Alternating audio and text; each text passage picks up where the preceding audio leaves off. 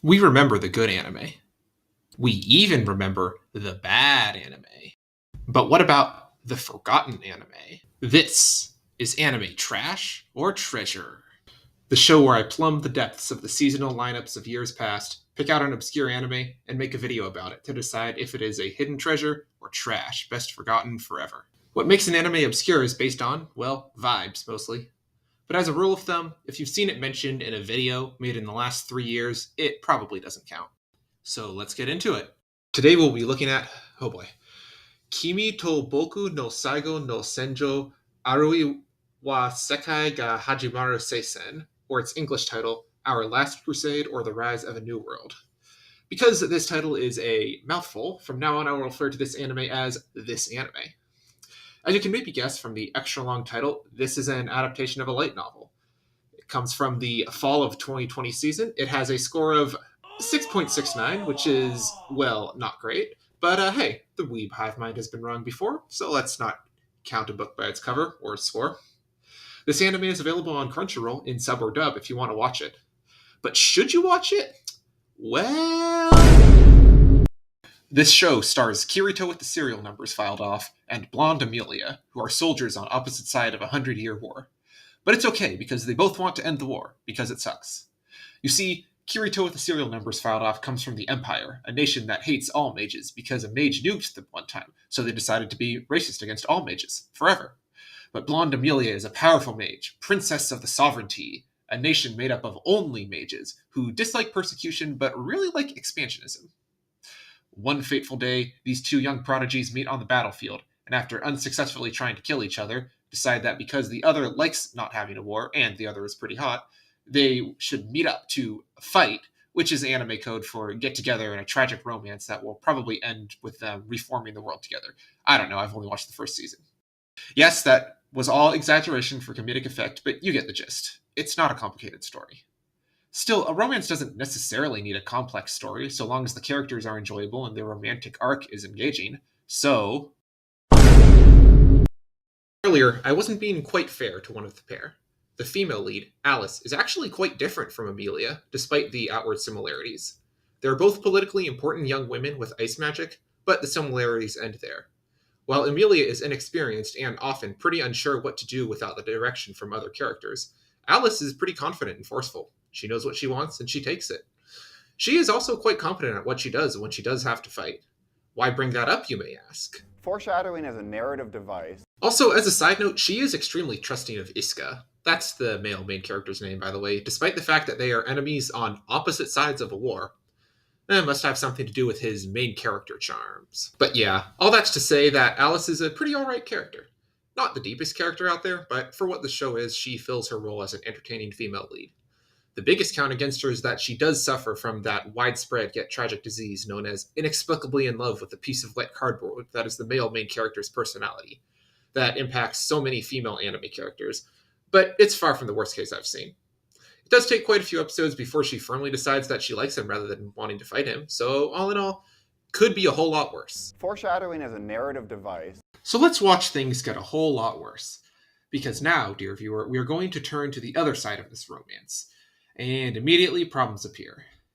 I was exaggerating when I called Alice a blonde Amelia, but I really do believe Iska is just Kirito with the serial numbers filed off. I mean, he even fights with the two swords. He dresses in black. Come on, the comparisons are obvious. But really, Iska's problem is much more fundamental than that. He is bland. Yes, I know, this is a common trope in anime, but that doesn't mean we should accept it. And Iska's case is really bad. I've watched this show, and all I can say about his personality is, 1. He wants to stop the war. 2.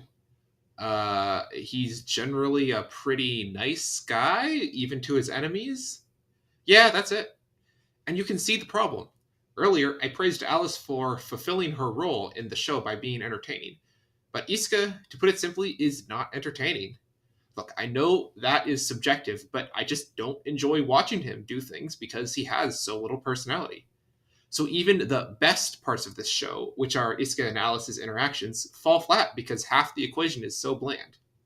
I struggled to write anything substantive for this part of the analysis because Iska gives me so little to analyze. When you have a main character who isn't deep, isn't entertaining, and isn't even unique, well, you don't have much of a character. What about the supporting cast? Well, while there actually are quite a lot of named characters in this show, there are exactly 4 characters I would say that get enough focus to get any kind of analysis. You see, Alice has her personal battle maid, servant, babysitter with her at all times, and Isuka, as a soldier, works in a squad of 4. Alice's maid, Rin, is pretty fun.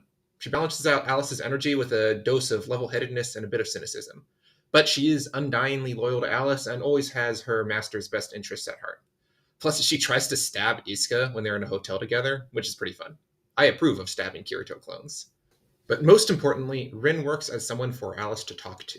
Because of the story's structure, our main characters, Alice and Isuka, actually can't talk to each other very often, so having a backboard and conversation partner for them is key. What makes Rin good is that she fulfills this role while also being a competent, if simple, character in her own right. I approve. But again, things take a turn for the worse on Team Empire Mage Haters. Isuka has 3 other people in his squad: Mechanic or something, Nene, Gunboy Jin, and Captain Miss. Nene and Jin simply don't matter. They get no development and do nothing of relevance.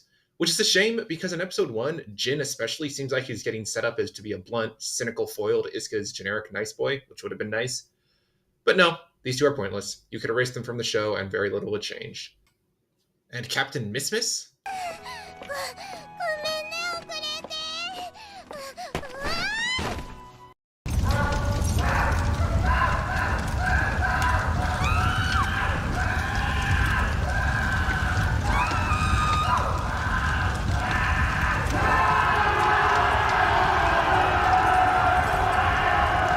I do not like Miss very much. Let me list the ways. Remember how I mentioned Alice and Rin are competent? Well, Miss is the complete opposite. She can't accomplish anything herself, she screws up a lot, in fact, basically every time she's on screen, and the rest of her teammates always have to bail her out, and yet she is, somehow, the captain. I have no idea how in the world she got promoted. And to make this more infuriating, as you already saw and heard, she has the very high-pitched anime girl voice, which in itself is not a bad thing, but combined with the said incompetence makes her seem like an obnoxious load on the party. She is the de facto damsel in distress character who provides whatever motivation the plot needs to give to Isuka. But wait, there's more. Miss is one of the 2 default fan service characters. But it's okay because she is actually also the actually a full adult despite looking like a child trope. But oh wait, that's even worse. For she shows romantic interest in Isuka, which is not okay because 1, she is probably at least a decade older than this 16-year-old, and 2, remember, she is his commanding officer. And you know what makes this infuriating? Miss gets a ton of screen time. Arguably, other than the 2 main characters and maybe Rin, Miss gets the most focus of any character. Look, yes, I am hamming it up for the content, but being serious, Miss actively makes me enjoy the show less when she is on screen. When she fell into a swirling energy pit thingy, I was hoping that Isuka would fail to save her. That is not a good sign for a character. Well, a good villain can do a lot of carrying in a story to prop up failing heroes. Yeah, if you were expecting this show to have great villains, sorry. Because both nations are evil, this show has a surprisingly large number of villains. But are any of them any good? I can say something notable about 3 of them. One is the Empire's War Council, or something. They're just a knockoff Seal from Evangelion, and they're a lot less interesting. Another is a knockoff Gilgamesh from Fate, with the arrogant, I'm the king of everything vibe and super strong powers, which is cool, but again, Gilgamesh did it better. And the other is this dude in the top hat and the mask, and I only remember him because his servant niece weapon girl is unironically named Kissing. Yeah, maybe that sounds cool to a Japanese audience, but to a native English speaker... That was truly cringeworthy. But I've spent too long on the characters. For you see, dear audience, this whole time I've been misleading you.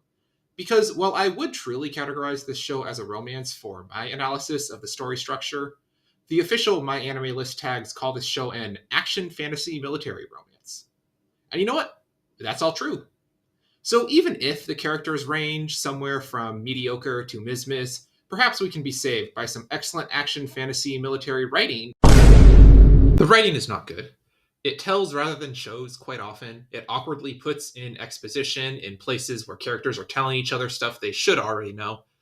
But there is a clear-ish plot, and at least things generally have a reason for happening. Except when they don't! You see, Our Last Crusade or The Rise of a New World leans very heavily on coincidence-based writing to make plot points happen. And look, normally I can forgive contrivances in media. Plot needs to happen, and sometimes the author just needs to make two people end up in the same room at the same time, and we all just move on. But this is so far beyond that it snaps all suspension of disbelief in this show. Okay, let me explain this show's most egregious offense. Minor spoilers, I guess, for the first 3 episodes, although frankly, this plot isn't worth spoiling and isn't worth being spoiled on, so whatever. So in episode 1, Isuka and Alice meet for the first time on the battlefield. They fight a bit, they talk for a bit, then the battle ends inconclusively, and they go their separate ways, both of them thinking about the encounter. Cool. So then, Miz gives Isuka a ticket to see a play in Neutral City, where the war is strictly prohibited. I'm not going to dwell on the world-building oddities this creates, but just ask yourself. 1. Why is this soldier allowed to waltz off into a foreign nation? And 2. If the two world superpowers have been at war with each other for a century, how has this minor city, on the border of both of them, with no apparent military force, stayed neutral this whole time? But regardless, Isuka watches the play, and when the lights go up, who is this woman in the seat in front of him? If you guessed Alice, congratulations! As it so happened, Alice also, completely independently, wanted to see this same play, in this same neutral city, at the same time, 1 seat away. And this is all by complete chance. The story doesn't even try to justify this absurd coincidence, not even a passing mention of fate or destiny or anything like that. Nope, total coincidence. But wait, it doesn't end there. So after the play, Alice and Rin want to go get food, so they go to a restaurant. The restaurant is full, but the server offers to seat them at a table with a stranger who had reserved a table. That's not how reservations work? If you have a table, the restaurant is not going to force you to accept a total stranger to sit with you, and it's not like Alice is throwing around her royal clout or anything. And if you already guessed who this random stranger is, ding ding ding, Isuka mentions he got a reservation here because it's the closest restaurant to the theater. Okay, fair, but that still doesn't explain why out of everyone in the restaurant, the girl gang got seated with Mr. Anime Boy.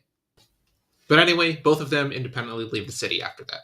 Okay, sure, you think. That was awkward, but at least it got our two leads to connect, so I can forgive it. But hold your forgiveness but a little longer, dear viewer, because a couple of days later, Isuka is given tickets to go see an art gallery in Neutral City. This seems very soon for this soldier to get leave again, but fine, I guess the Imperial Army is just very sloppy. As you can probably guess, he meets Alice at the art gallery. Again, by complete coincidence. Alice wanted to see a painter she liked. At the same time. On the same day. In the same city. Again, no explanation. And this leads to Alice and Isuka walking around the city on a pseudo-date, and in the next episode, when Isuka, accompanied by She Who Shall Not Be Named, goes back to Neutral City again, this time specifically to look for Alice, our two leads end up fighting the ancestor of all mages or something. And there we go, that's the first arc. But lest you think this show has no creativity, don't worry. In a later arc, Isuka meets a different Imperial princess in a different neutral city he is on vacation in. Of course, again, by coincidence. And it so happens that this princess is a girl he freed from magic jail in the very beginning of the show. But don't worry, this time is unique, and it all makes sense because it all takes place in Beach Episode City. Ooh. As I said, this is the most egregious writing, but the rest isn't really much better. The show goes through a few arcs that follow the same structure. Isuka and the gang are deployed to a place. Alice also happens to go to that place, either in a military or political capacity, and the two end up working together against a greater threat.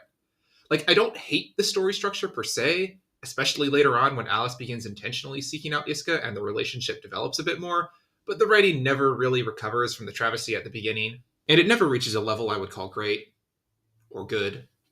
Also, while we're complaining, might as well mention the fan service. There isn't as much as some shows in the light novel slop subgenre, but there is still quite a bit, especially early on. Mostly at the expense of Alice and Miss. But really, are you expecting anything else from this type of show? So, is there anything worthwhile here? The action animation looks pretty good when it occasionally happens. Nothing mind-blowing, mind you, but, competent. The world building is as thin as tissue paper, but at least it does make an effort. I can genuinely say this world is more unique than most light novel slop. Although if you've watched enough anime, you'd know that isn't the highest bar in the world. But the real positive to this show is, despite myself, the romance. Aww. It is cliched, it is tropey, it is forced, but man, I do have to admit Isuka and Alice have some cute moments in that distinctly anime way. I must confess, I am a sucker for what you might call action romances like this, where the two leads fight together with powers that complement each other while their relationship also grows. Think Dan Dan. This show does indeed offer that, and it offers it pretty well. And that action romance is easily the strongest part of the story.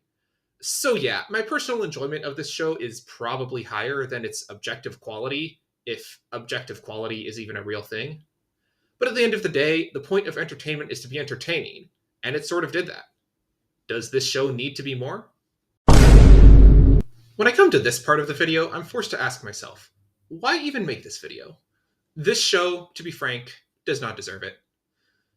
And the only answer I can give for why I made this video is, it was fun. I wanted to try something new with this whole analyzing forgotten anime shtick that is not bound to the seasonal chart. And that's something that, to my knowledge, you don't see much of on YouTube. I want to meet this obscure, forgotten show on its own level and take it seriously. No doubt, a great show has a lot more interesting things one could say about it, but the whole point of this series, if it becomes a series, is to break ground in anime where nobody has bothered to say such things before. And the process was actually rewarding. If I were just watching this mediocre light novel adaptation for pleasure, I'd probably have dropped it after about 2 episodes. But by being forced to think about it so much, the show has surprisingly grown on me. I've come to appreciate the little bits of good in this pile of painful mediocrity. Like this Alice reaction face. Seriously, this is a great screenshot. So I can honestly say I don't hate this show, and I don't even feel ambivalent toward it. The process as a whole, from watching this anime to making this video, has been unambiguously enjoyable. So what's the verdict on Our Last Crusade or The Rise of a New World? Yeah, this show is trash. I don't know what else you were expecting. But you know what? That's okay. It's trash, but it does have some redeeming factors, and some parts I genuinely enjoyed. This show may not be worth much in its own right, but it spurred me on to actually make a YouTube video, which is something not even the best anime has ever done before. So the show might qualify as trash, but to me, there is some treasure in it. But yeah, unless you really want to see Alice's and Isuka's admittedly cute interactions, probably skip this one. It's not very good. God bless.